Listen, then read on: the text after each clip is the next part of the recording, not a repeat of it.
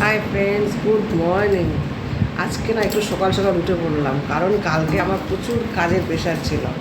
কালকে মিউনিসিপ্যালিটির একটু আমাদের হেলতে গিয়ে বসতে হয় তো, সপ্তাহে 3 দিন। এবার কালকে সেই ডিউটিটা পড়েছিল। এমনি আদার্স কাজ তো আছেই, বাইরে বাইরে ঘোরা কাজ, যেহেতু আমি হেলতে জব করি।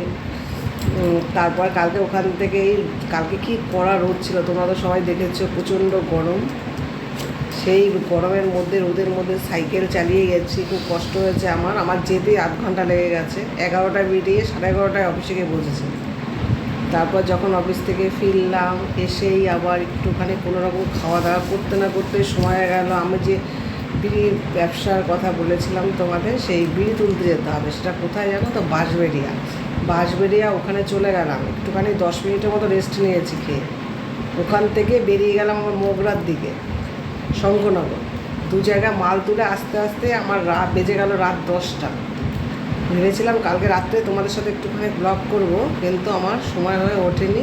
আমার শরীর খুব এত টায়ার্ড হয়ে গেছিলাম যে আর ভালো লাগেনি। এই দেখো, এখন আবার আজকে আবার কী রান্না করব, আম দিয়ে টক ডাল করবো, মটর ডাল করবো ভেবেছি। অনেকদিন ধরে মটর ডাল খাওয়া হচ্ছে না। আর এই লতি পাতুরি করবো। জানোই তো এগুলো কী ঝামেলা রান্না করতে। রাত্রেবেলা কেটে রাখতাম, সময় হবে না, আর ইচ্ছা করেনি। তারপর একটুখানি সোরা মাছ দিয়ে ভেবেছি করবো। সোরা মাছ আছে ফ্রিজে, সোরা মাছ দিয়ে একটু লতি পাতুরি করবো। আর টকটা কেমন হয় বলো তো খাওয়াটা? যদি তোমরা ভালোবাসো তাহলে প্লিজ আমাকে একটুখানি বলো কমেন্ট বক্সে।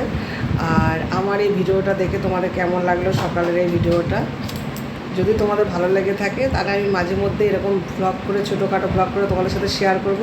তাহলে রাখছি বন্ধুরা, টাটা বাই। তোমরা সবাই খুব খুব খুব ভালো থাকো। আজকে সারাদিনটা তোমাদের খুব ভালো কাটুক। তাহলে রাখছি, টাটা বাই।